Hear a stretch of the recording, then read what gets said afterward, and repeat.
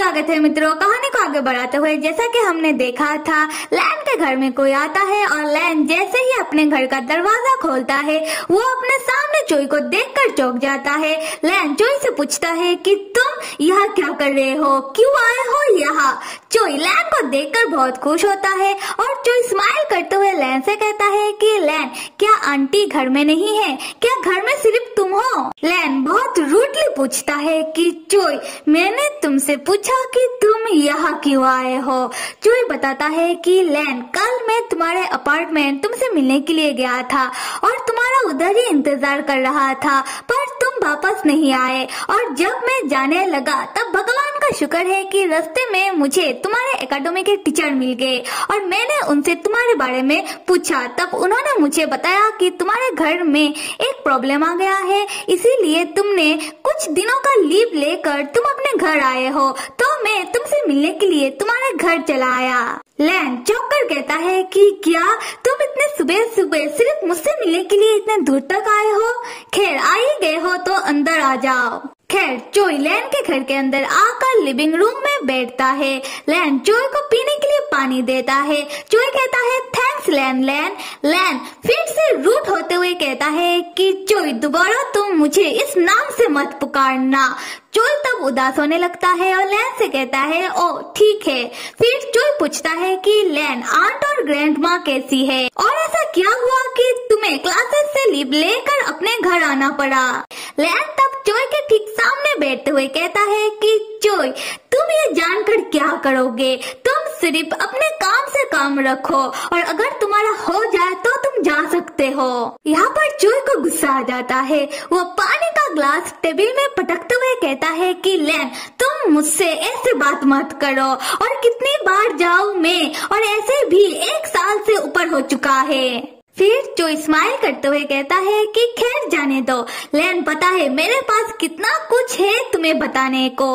पिछली बार मुझे मौका ही नहीं मिला तुमसे कुछ कहने को और अभी मैंने तय कर लिया है। मैं सोच समझकर खुद से तुम्हारे पास आया हूँ। दूसरी तरफ हम एन को देखते हैं जो चोई का आवाज सुनकर कमरे के अंदर से चुपके लैन और चोई को देखते हुए उन दोनों का बातें सुनने लगता है। लैन चोई से पूछता है कि चोई, तुम मेरे अपार्टमेंट के बाहर मेरा इंतजार कितने समय से कर रहे थे। चोई स्माइल करते हुए कहता है ज्यादा नहीं। लैन दोबारा पूछता है कि चोई, मैंने पूछा कितने समय से। चोई कहता है लैन, मैं तुम्हारे साथ डिनर करने के लिए तुम्हारे पास आया था और मैंने रात तक तुम्हारा इंतजार किया। ये जानकर लैन को चोई के लिए बहुत बुरा लगता है क्योंकि लैन समझ जाता है कि चोई अपना बर्थडे लैन के साथ मनाने के लिए वो लैन के पास आया था और चोई ने पूरी रात लैन का इंतजार किया। लैन तब अपना फीलिंग चोई से छुपाते हुए अपना फेस दूसरी तरफ करते हुए चोई से कहता है कि चोई, तुम्हें वैसे इतना तकलीफ उठाने की कोई जरूरत था नहीं और मुझे हमेशा तुमसे एक ही सवाल 2 बार क्यों पूछना पड़ता है, तुम एक ही बार में जवाब नहीं दे सकते। तब हम चोई को देखते हैं जो लैन को पीछे से हक करते हुए अपना आंखें बंद करके बहुत प्यार से लैन से पूछता है कि लैन बताओ, जब मैं तुम्हारे साथ नहीं था तब क्या हुआ। तुम मुझे पहले से बहुत पतले और तुम्हारा रंग भी मुझे फीका लग रहा है। लैन चोई से कुछ कहे उससे पहले ही एन भाई साहब, चोई लैन को हक करता हुआ देखकर उनसे रहा नहीं गया। एन तब लैन और चोई के सामने आ जाता है और लैन और चोई को सरू सा लुक देते हुए दोबारा कमरे के अंदर चला जाता है। लैन तब अचानक एन को अपने सामने देखकर और एन का ऐसा अजीब बिहेवियर देखकर लैन चौंक जाता है एंड ही लाइक एन क्या पगला गया है। पर चोई वो एन को नहीं देख पाता क्योंकि लैन को हक करते वक्त चोई ने अपने आंखें बंद करके रखा था।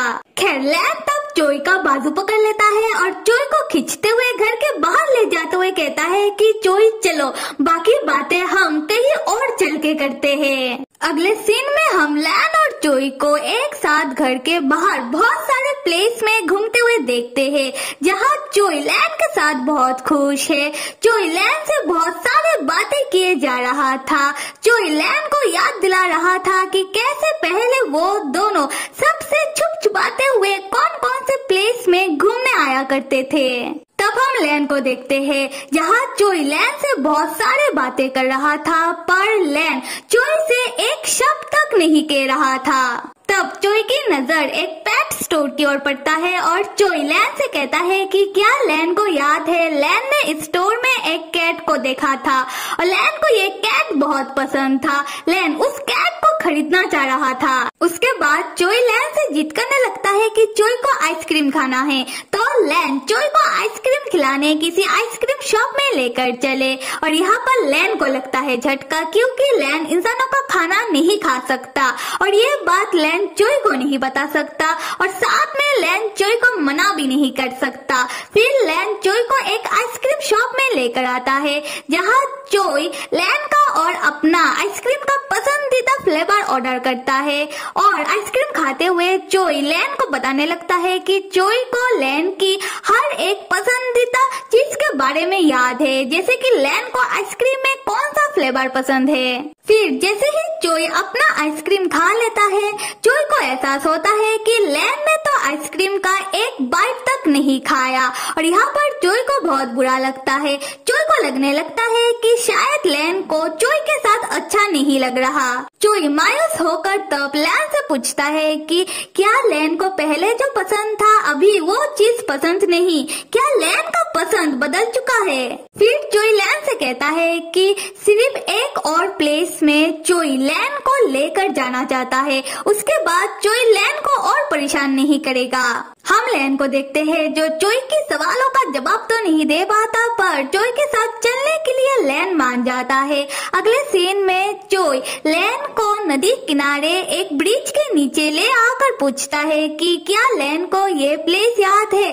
चोई को तो लैन के बारे में हर एक बात याद है। लैन तब याद करने लगता है कि कैसे पहले चोई और लैन इस ब्रिज के नीचे आकर अपना हसीन पल बिताते थे और इसी प्लेस में आकर एक दूसरे के लिए प्यार भरा खत लिखकर उसका पेपर प्लेन बनाकर इसी ब्रिज के ऊपर से उड़ाया करते थे। साथ में नदी के पानी को देखकर लैन को एक और बंदे का भी याद आता है, वो है एन भाई साहब। वाटर एक्सपेरिमेंट के समय एन जब आखिरकार लैन को बचाने के लिए आया था, पर लैन चोई से कुछ नहीं कहता। चोई जैसे ही देखता है कि लैन कुछ नहीं कह रहा, चोई लैन को पकड़ के किस करने लगता है।